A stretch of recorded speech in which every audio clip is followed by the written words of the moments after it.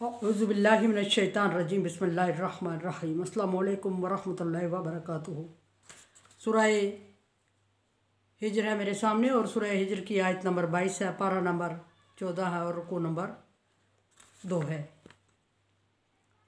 सूरह हिज्र की आयत नंबर 21 में अल्लाह तबारक व तआला ने फरमाया कि हमारे पास ख़जाने हैं और हम उन ख़जानों को ज़रूरत के मुताबिक एक मिक़दार के मुताबिक नाज़ल करते हैं और फिर उन्हीं ख़जानों के ज़रिए से इंसान की और हर ज़ीरू चीज़ की और गैर ज़ीरू चीज़ की परवरिश करते हैं और इंसान अगर चाहे तो उन ख़जानों में से कुछ हासिल नहीं कर सकता मेरी मर्ज़ी के बगैर। अब यहाँ देखते हैं कि आयत नंबर 22 में अल्लाह तबारक व तआला क्या फरमा रहे हैं और किन लोगों से मुखातब हैं। अल्लाह तबारक व तआला ने अपनी एक और नेमत को ज़िक्र किया और फरमाया कि अरसलना रियाह, और हम हवाएं भेजते हैं, हमने हवाएं नाज़ल की, हमने हवाएं को उतारा, हमने हवाओं को भेजा। अल्लाह तबारक व तआला फरमा रहे हैं लवाक़िउन, और वो ज़मीन पर वाक़े हुई, ज़मीन पर चली और ज़मीन पर उन्होंने अपना काम किया। फ़अनज़लना मिनस समाई मा, और फिर उन हवाओं के ज़रिए से पानी नाज़ल फरमाया। फ़अस्क़यना कुमूहु, और उसके ज़रिए से हम तुम्हें पिलाते हैं, जो तुम पीते हो और पिलाते हो अपने जानवरों को, चौपायों को। यहाँ हवा का ज़िक्र हुआ तो अल्लाह तबारक व तआला फरमाते हैं कि हमने हवाओं को नाज़ल किया और हवाओं के ज़रिए से आसमान से पानी बरसाया, यानी हवाएं बरसाया। अल्लाह तबारक व तआला फरमाते हैं हमने बरसाया, लेकिन हवाओं को सबब बनाया। कैसे कि हवा चली और हवा ने ज़र्रात पानी के इकट्ठे किए, पानी के बखारात इकट्ठे किए और फिर उन बखारात को इकट्ठा करके एक जगह जमा किया और फिर उनको जमा करने के बाद बादलों में डाला और बादलों को बोझल किया और बोझल करने के बाद वो जब एक जगह आसमान पे उनको सब एरिया से इकट्ठा करके एक जगह पहाड़ की टीले की मानद जमा किया और जब इतने जमा हो गए कि हवा उनको सहार ना सकी तो फिर उसको फैलाया और फैला के फिर बरसाया। यहाँ हवाओं की बहुत सारी किस्में बयान की गई हैं और फरमाया कि एक हवा होती है जो कि पानी को उठाती है बखारात की सूरत में, दूसरी होती है पानी को जमा करती है, तीसरी होती है हवाओं को बोझल बनाती है, बादलों में डालती है, बादलों को बोझल बनाती है, चौथी होती है जो बादलों को एक जगह टीलों की मानद इकट्ठे करती है, पांचवी होती है जो बादलों को उन टीलों की मानद जमा बादलों को रोके रखती है, गिरने नहीं देती, पांचवी छठी होती है जो उन बादलों को घसीट के या पुश करके धक्का दे के किसी दूसरी जगह तक ले जाती है जहाँ पानी की बहुत ज़रूरत होती है। पांचवी होती है जो बरसाती है पानी, सातवीं होती है जो पानी की सूरत में बादलों को बरसाती है। फिर इसी तरह हवाओं की किस्में और भी जिक्र हुई हैं। एक वो होती है जो ज़मीन को सब्ज़ा देती है, ज़मीन उससे सरसब्ज़ और शादाब हो जाती है, कोंपलें निकल आती हैं और चीज़ों में जूस पड़ने, रस पड़ने लगता है, दरख्तों, पौधों और घास फूस में और रोईदगी में, और वो ताज़ा दम होती हैं और उनमें ज़िंदगी आने लगती है। और एक होती है जो फलों को दरख्तों पे फल लगाती है, उसके ज़रिए से लगते हैं। और एक होती है जो बादलों दरख्तों पे लगे हुए फलों को बढ़ाती है, बढ़ोतरी करती है।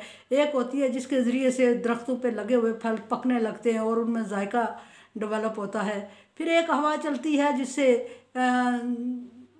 दरख्त और घास फूस को खुश्क किया जाता है, खुश्क होने लगती है और वो खुश्क होके घास फूस में तब्दील हो जाती है। फिर हवा चलती है, एक होती है 11वीं या 12वीं हवा जो उन तिनकों को उठा के कहीं से कहीं पहुंचाती है, एक बीज को दूसरी जगह, एक दूसरी बीज को दूसरी जगह और ज़मीन में सारे एरिया में बीजों को फैला देती है और फिर ख़ज़ां का मंज़र बन जाता है। और अल्लाह तबारक व तआला ने इन हवाओं के ज़रिए से रिज़्क़ को एक जगह से दूसरी जगह ट्रांसफ़र करने और फिर उसको जमा करने, फिर उसको उगाने और फिर उसको पकाने और फिर उसको कटौती तक पहुंचाने में हवाओं की ड्यूटी लगा दी है। हदीस शरीफ में है कि अल्लाह तबारक व तआला ने हवाओं को पैदा करने के 7 साल बाद एक हवा पैदा की जिसको जन्नत के दरवाज़े पे रोके रखा है, और वो जन्नत के दरवाज़े पे रुकी हुई है। और अगर वो दरवाज़े का ज़रा सा शगाफ हो जाए तो ज़मीन पूरी तबाह हो जाए, इतनी ज़ोर से चले। लेकिन अल्लाह तबारक व तआला क़यामत के दिन जन्नतियों को वो कतरा कतरा ज़रा ज़रा पहुँचाएगा। ये अल्लाह तबारक व तआला ने हवाओं का जिक्र किया। और फिर फरमाया कि उन हवाओं के ज़रिए से मैं बादलों को जमा करके बोझल करता हूँ, और बोझल करने के बाद एक टीले की मानंद वो फ़ज़ा में खला में ठहरे रहते हैं, और ठहरे रहते हैं तो हवा उनको गिरने से रोके रखती है। जब तक अल्लाह का हुक्म नहीं होता वो रुके रहते हैं, और पहाड़ के टीले की मानंद नज़र आते हैं। और देखने वाला ये समझता है, जिसको नज़र आ रहे होते हैं, वो कह रहा है कि अभी हमारे ही शहर में, हमारे ही खेतों में ये बरसेगा और इससे खेत सरसब्ज़ और शादाब हो जाएंगे। तभी यकायक हवा चलती है और वो उनको बादलों को घसीट के या धक्का दे के या ज़ोर लगा के किसी और जगह की तरफ घसीट के ले जाती है, धकेल के ले जाती है, धकेलती है और किसी और जगह पहुंचा देती है। और अचानक उस जगह पे बारिश बरसने लगती है जहाँ बादल नज़र ही नहीं आ रहे होते हैं, और लोग समझते हैं कि बादल किधर से आ गए और खुश होते हैं। और वो हवा के ज़रिए से अल्लाह तबारक व तआला ने अचानक पहुँचाए, और फिर उस हवा को हुक्म दिया कि तू इनके सामने से हट जा ताकि ये ज़मीन पर बरस पड़े। फिर हवा ने ही उनको रोके रखा और कतरा कतरा बरसे, वरना सारे बादल एक दफ़ा टूट पड़ते तो ज़मीन को तहस नहस करके रख देते। वहाँ के लोग खुश होते हैं, उनकी खेतियों को सिराब किया जाता है और उनके अनाज उगते हैं। दूसरी जगह के लोग जहाँ से हवा धकेल के ले जाती है वो लोग परेशान हो जाते हैं और मगमूम होते हैं कि अभी बारिश बरस जाती तो उनकी खेतों के लिए अच्छी थी, लेकिन टल गई। और बादल के टलने पे वो परेशान होते हैं, हालांकि उन्हें नहीं अंदाज़ा होता कि वो सिर्फ अपनी खेती के लिए सोच रहे हैं और अल्लाह तबारक व तआला पूरी दुनिया के लिए काम कर रहे हैं। और उन्हें ये भी अंदाज़ा नहीं होता कि उनसे ज़्यादा अल्लाह तबारक व तआला जानता है कि किस वक्त उनकी खेती को, किस वक्त उन लोगों को बारिश की, बादल की ज़रूरत है। जिस वक्त इन ज़रूरत शिद्दत पर होती है, शिद्दत पर, तो अल्लाह तबारक व तआला बरसा देते हैं। इंसान ज़रूरत महसूस कर रहा होता है, ज़रूरी नहीं कि उस वक्त वो ज़रूरत हो उसकी, या इंसान को अंदाज़ा नहीं होता कि उससे ज़्यादा ज़रूरतमंद कोई और है, किसी और शहर के वासी हैं, उसको हवा की, उसको बादल की ज़रूरत होती है। लोग हवा को गालियाँ देना शुरू कर देते हैं, ये हवा ना चलती तो बादल बरस जाते, इस हवा ने बादलों को बरसने से रोका। हालांकि हवा के इख्तियार में नहीं होता। अल्लाह तबारक व तआला फरमाते हैं कि इनको मैंने ताबे किया हुआ है और मेरे हुक्म के मुताबिक चल रहे हैं और इंसानियत के फ़ायदे के लिए लगी हुई हैं। सो अल्लाह तबारक व तआला ने उनको बरसाना है, और किस जगह बरसाना है ये अल्लाह तबारक व तआला की हिकमत है, और इनको सबब बनाना है बरसाने का। तो अल्लाह तबारक व तआला फरमाते हैं कि फिर मैंने उन बादलों के ज़रिए से, हवाओं के ज़रिए से वाक़े हुई, और अनज़लना मिनस समाई माँ, उसके ज़रिए से पानी नाज़ल फरमाया, फ़अस्क़यनाकुमूहु, और फिर हमने उस पानी को आपको पिलाया या आपके पीने के लिए मुहैया किया, और आपने उसको पिया और अपने चौपायों को, अपने जानवरों को पिलाया, अपनी खेतियों को सैराब किया, अपने बागों को सैराब किया और उस पानी से भरपूर फ़ायदा उठाया। और फिर आपके जो दिया हुआ पानी है उससे आपने खेतों में लगाया और सरसब्ज़ और शादाब खेतियाँ उगाईं। फिर दोबारा दिया तो आपने उन पानी को खेतों पे लगाया तो उससे अनाज लग गया, अनाज उगाया, और फिर दिया तो वो अनाज पक गया। और इस तरह अल्लाह तबारक व तआला ने पे दर पे पानी दिया, और बारिश हवा भेजी और हवा के ज़रिए से पानी का इंतज़ाम किया और पानी को एक जगह से चला के दूसरी जगह पहुँचाया। फिर अल्लाह तबारक व तआला फरमाता है कि वमा अंतुम लहू बिखाज़िनीन, और तुम्हारी इतनी हैसियत नहीं थी कि तुम उस पानी को जमा कर सके, स्टोर कर सकते। अल्लाह तबारक व तआला ने बरसाया और बरस गया और पूरी दुनिया तालाब बन गई। और फिर अल्लाह तबारक व तआला ने उसे खुश्क किया हवाओं के ज़रिए से, और बखारात की सूरत में दोबारा आसमान पे चढ़ा ली, दोबारा खला में, फ़ज़ा में चढ़ा लिया, और वो दोबारा जमा होना शुरू हो गया। लेकिन इंसान क्या इस चीज़ पर भी कादर नहीं था कि बरसे हुए पानी को जमा करता और कल के लिए स्टोर कर लेता और अपने लिए इस्तेमाल में लाता। ऐसा नहीं हुआ। जिसको अल्लाह तबारक व तआला ने हुक्म दिया ज़मीन को, अल्लाह तबारक व तआला के हुक्म के मुताबिक कुछ पानी को जिसको हुक्म हुआ उसको ज़मीन ने जज़ब किया, और जज़ब किया, फ़िल्टर किया, और दोबारा चश्मों की सूरत में इंसानों के लिए मुहैया किया।